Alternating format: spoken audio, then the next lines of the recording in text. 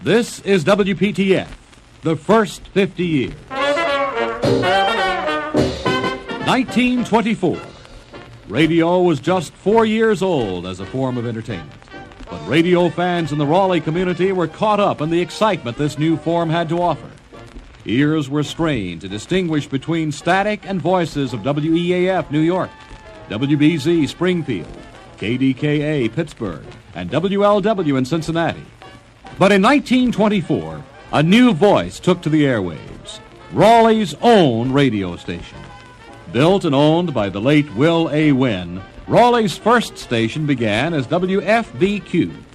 During the 20s, the call letters were changed from WFBQ to WRCO, and the station grew from 50 watts to 100, then 250, 500, and finally to 1,000 watts. The station first signed on at 1190 kilocycles, later jumped to 1380, then 720, and later 550, before finally settling for the present frequency 680. In 1927, the Durham Life Insurance Company purchased the station, and the call letters were changed to WPTF, representing the motto of the company, "We Protect the Family." It was during the 20s that this became a familiar sound. This is the National Broadcasting Company. As WPTF moved into the 30s, the radio industry became an important source of information and entertainment. Many homes found the family gathered around the radio as radio sets were becoming less expensive. For example, Atwater Kents were reduced to $27. And with the expanded range of WPTF, listeners were joining a nation of radio fans, enjoying such favorites as these. Jump on the Manhattan merry-go-round, we're touring, alluring old New York town. Broadway on Island. Now, ladies and gentlemen, we take you back to Jack Benny's dressing room. He's getting ready for the program, and Rochester is shaving him. Hold still while I lather you. Rochester, you have to use that much. I refer, of course, to the resident of 79 Wistful Vista, Molly's husband, Fibber McGee. As we look in on the McGees, Fibber is tinkering. News from around the world became available through the national networks, and the 30s provided the WPTF community with live on-the-scene coverage of worldwide events. In December of 1936, our listeners heard this overseas transmission. England's King Edward VIII. I have found it impossible to carry the heavy burden of responsibility and to discharge my duties as king as I would wish to do without the help and support of the woman I love. As the 30s drew to a close, WPTF entered a new era in news programming. H.V. Kaltenborn was added to NBC's team of news analysts, and such programs as The March of Time were bringing us some very disturbing echoes from across the Atlantic. The serious tone of the news was offset with some of the best-loved big band sounds to set your feet a-tapping. Remember Glenn Miller and Woody Herman and North Carolina's own Kay Kaiser? There were the Dorseys, Tommy and Jimmy, and Frankie Carl, and the list goes on and on. The Grand Ole Opry was a Saturday night program thousands of Tar Heels, as well as the rest of the nation, wouldn't miss for the world. From the stage of the Grand Ole Opry House in Nashville, Tennessee, this is Art Divine, inviting you to join us for the tops in country music. Here is Miss Delwood. On May 24th, 1941, WPTF became a broadcast giant with the dedication of its new 50,000-watt transmitter, the maximum power allowed for a standard radio station.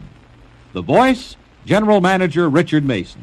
A number of distinguished guests representing the city of Raleigh, the state of North Carolina, and the radio industry are with us tonight to participate in this dedicatory program.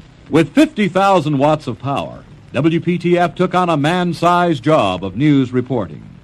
War had been declared, and this station remained on the air 24 hours a day, serving as a homing guide for U.S. Air Force planes. Scores of newsmen filed their daily reports from the European and Pacific theaters, and top news analysts here in America helped us to understand what was taking place. Now, obviously, if Molotov and Stalin continue their policy of anticipating what may happen. Perhaps the warmest memories of some of WPTF's broadcasts during those war years were those times when we were able to share the laughter of thousands of homesick GIs as they were entertained by that intrepid performer, Bob Hope. And now we find Bob and Skinny Ennis at Camp San Luis Obispo, on their way to the quartermasters to get their uniforms. Hey, come on, Skin. We got to go into the quartermaster's office and get some equipment. But finally, the war was over. Here's how WPTF shared in this joyous news as it brought its listeners the news long awaited throughout the world. Someone has taken off his shoes, put them on a broomstick to signal victory, and is waving them up in front of the NBC mobile unit. This is Robert St. John in the NBC newsroom in New York. Tonight is a night such as America has never known before. America has gone wild. Bedlam rules Manhattan as it does most every other city in the country. Peace. Peace, isn't it wonderful?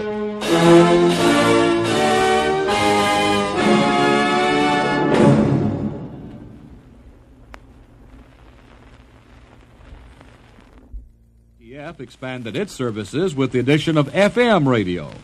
The development of an unparalleled sports network, high-fidelity music, and these personalities made WPTF the best-known, most loved station in eastern North Carolina. From our studios here at WPTF, your communicators for the next half hour, yours truly, Sam Beard. And Jim Reed. And Carl Gertz.